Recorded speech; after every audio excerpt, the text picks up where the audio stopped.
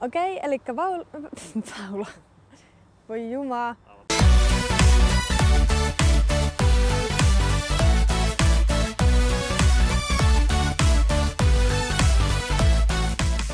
Moikka! Taas olisi uutta rataesittelyä tiedossa. Tällä kertaa me ollaan Naissaaressa, joka on täällä Vaajakoskella, tämmöisessä kivassa niemenkulmassa.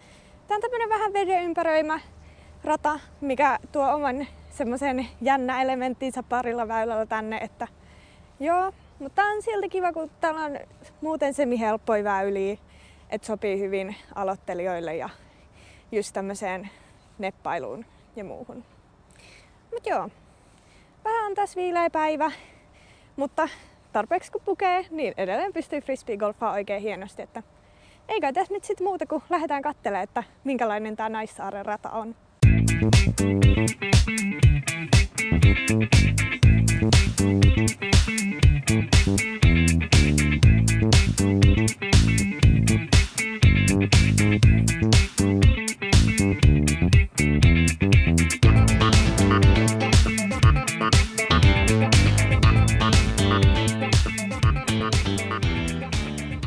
Okei, eli väylä 1 täällä Naissaaressa on tämmönen aika kiva suora, about 70-metrinen, missä tossa tosin on pari tommoista suojapuuta, mitkä huonolla tuurilla saattaa tulla peliin ja haitata vähän sun avaustas. Mut kuitenkin aika tämmönen perus suora heitto. Mä lähden heittää vaan mun fuseen.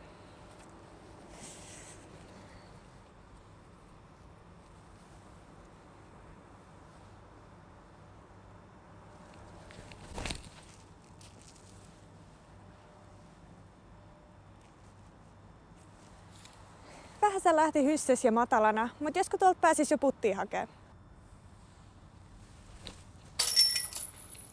Okei, eli väylä 2 on tämmönen kiva 50-metrinen, missä sä saat päättää vähän, että lähdet sä foree tai antsaa heittää vai haluat sä lähteä hysseen. Että tuossa tavallaan keskellä on tämmönen pieni niinku puurykelmä, mutta sitten kummaltakin puolelta voi lähteä korille.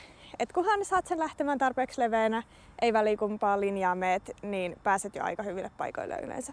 Mä lähden testailemaan sitä hyssereittiä mun kanteleella.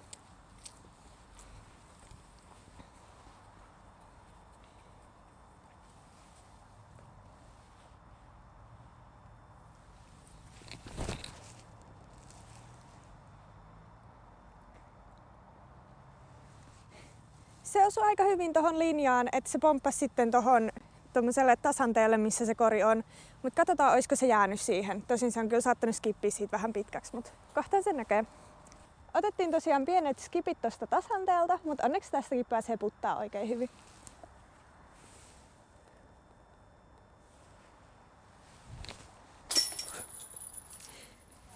Sitten mennäänkin kivasti tätä järven rantaa pitkin tässä.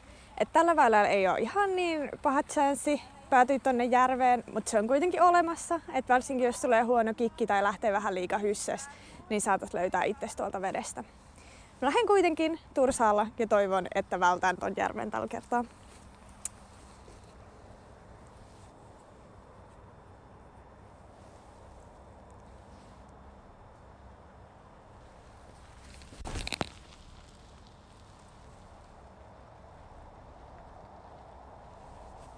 Se osui oikeastaan aika täydelliseen linjaan siihen.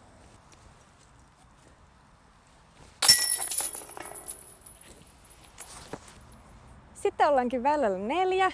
Tämä on mun mielestä tosi mukava tämmönen perussuora putteriheitto, missä pääsee ehkä vähän jopa runaa holariin aina välillä. Ainoa mikä mua itse henkilökohtaisesti ärsyttää on toi sähkötolppa ja siitä lähtevä johto, johon mä oon aika monta kertaa heittänyt. En tiedä miten se on mahdollista osua niin pieneen kohteeseen niin usein, mutta on tullut testattua. Et jos se vältettäisiin, kun heitellään taas mun keystonea.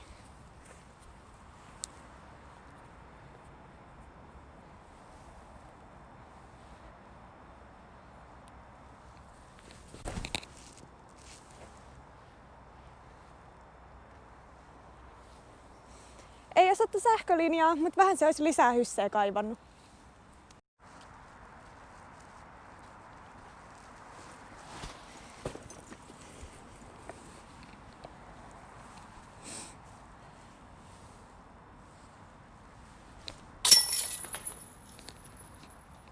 Sitten väylä 5 onkin varmaan kuumottavin tapaus tällä radalla. Et niin kuin jos 3 saattaa tulla järvi peliin, niin täällä se vasta sitten tuleekin. Tässä on herkästi, jos pistää liikaa antsaa, niin sitten otat kikit ja oot järves. Jos pistät liikaa hysseä, niin sä voit olla järves. Ja tää on vielä siitä ikävä, kun se on niin nopeasti syvää, että se kiekko saattaa sitten hyvinkin jäädä sinne. Siitä kertoo myös se, että täällä käydään ihan oikeasti sukeltelemassa niitä kiekkoja, ja kyllähän niitä sieltä sitten löytyykin. Lähden taas heittelemään mun keystonea. Kattoo, että josko pysyttäis poissa järvestä.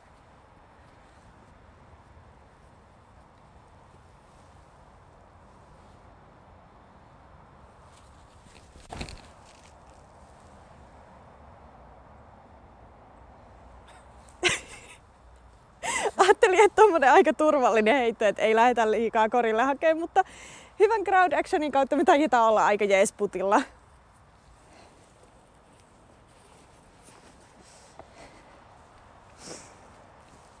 Onnistui kyllä yllättävän hyvin tää avaus.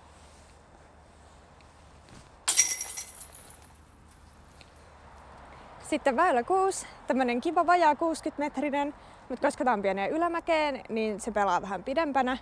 Tässä tää alku on vähän haastava. Itse on ladon seinää tultu kolisteltua jonkin verran ja kans noita oikeanpuolisia puita. Mut sit kun selvii, niin pääsee jo aika hyvällä prosentilla puttipaikoille. Itse heittelen mun fusee.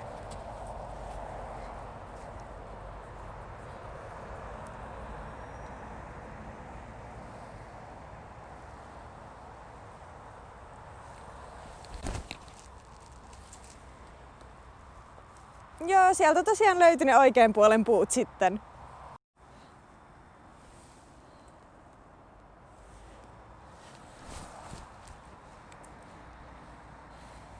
Pikkasen oli matalampi mitä suunnittelin, mutta ihan jees.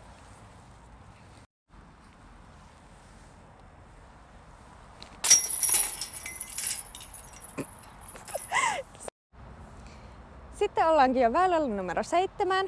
Tää on tämmönen mun silmään ehkä vähän kinkkinen alamäki, jossa se kori sijoittuu tonne oikealle. Tässä on kans mando. Se on tossa keltaisella merkatuspuussa. Ja tähän näkee aina vähän milloin minkäkinlaisia lähestymistapoja eri tyypeiltä. Ja mullakin se vaihtelee aika paljon, että mitä mä tähän teen. Mutta tällä kertaa mä ajattelin kokeilla kämmenlauvajaa.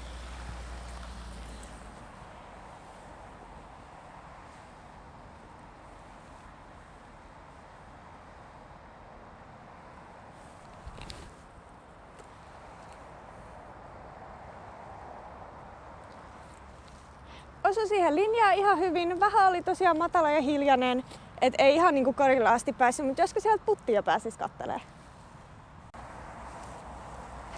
Ihan hyvin toi mun kiekko nyt sit kuitenkin tuli. Pari puuta siinä taitaa olla suoraan mun ja korin välissä, mutta hyvä se on tehdä haaraputtireeniikin joskus.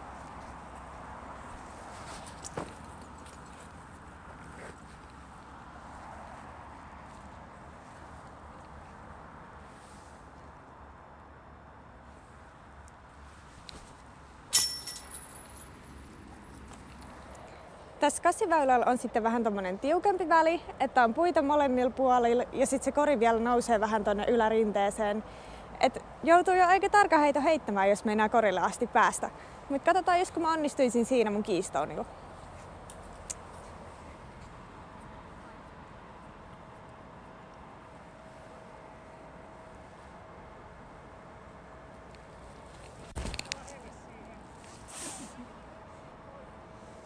Joo, ei kyllä nyt onnistunut yhtään. Oh. Okei, katsotaan.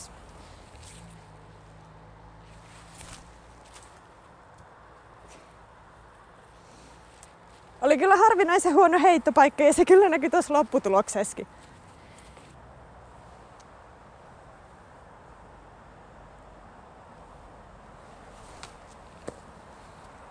Joo, ei.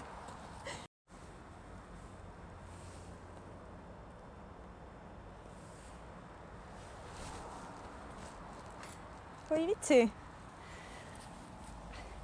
Ihan hyvä haku oli, mutta ei riittänyt tällä kertaa.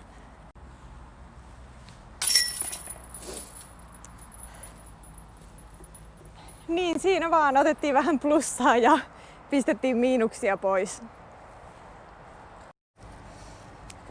Tuolla oikealla puolella on tosiaan sen verran tiheetä, että jos joutuu tolleen tonne oksien taakse, mihin mä päädyin, niin sieltä on ihan sairaan vaikea päästä enää pois ja pelastaa paaria ja välillä jopa bogia. Et niin kun, ei kannata olla niin kuin minä ja heittää sinne. Okei, sitten viimeinen väylä on tämmönen kiva 56-metrinen tonne ylämäkeen. Tuossa alussa on tosiaan taas vähän puita, mihin voi osua, jos lähtee pikkasen niin vinoon linjasta. Mut aika perussuora heitto pitäisi olla. Lähden heittää mun tursasta ja katsotaan, että jos ton äskeisen sähellyksen jälkeen vielä sujuisi.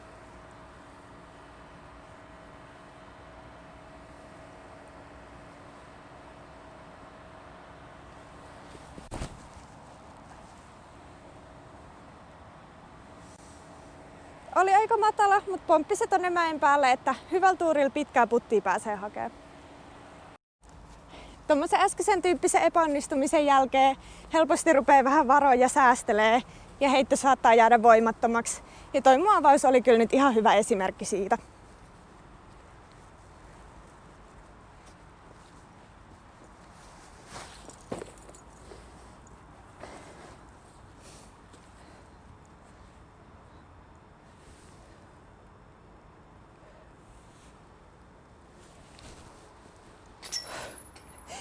Siitä kuitenkin hyvä viimeinen putti sisään. Semmonen oli tosiaan Naissaaren rata. Tää on ihan tämmönen mukava vesistön ympäröimä pikkurata täällä. Mun mielestä etenkin kesäisin täällä on tosi nättiä. Just vähän erityyppinen kuin tuossa on toi järvi meidän ympärillä. Tää on just hyvä, kun täällä on aika lyhyitä väyliä, mutta toisaalta välillä nuo linjat osaa olla aika kinkkisiä. Ja myös rankasta sitten siitä, jos avaus tai muu heitto menee pieleen. Mut sitten just kannattaa varautua siihen, että täällä on muutamia noita niin kuin vähän kinkkisiä vesiväyliä, että sinne saattaa kiekko huonolla tuurilla mennä, niin kannattaa ottaa varakappaleita mukaan, jos pikkasenkin on semmoinen fiilis, että jos mä hukkaan tämän kiekon, niin mitähän ihmettä mä sitten teen. Mut joo, tätä yhtä väylää lukuun ottamatta mun peli oli tänään oikeesti aika hyvää, että tuplien kanssa täällä -5 on mun mielestä aika hyvä suoritus. Mut joo. Eipä tästä Naissaaresta se ihmeempää. Nähdään radoilla ja muistakaa, että tytötkin fribaa.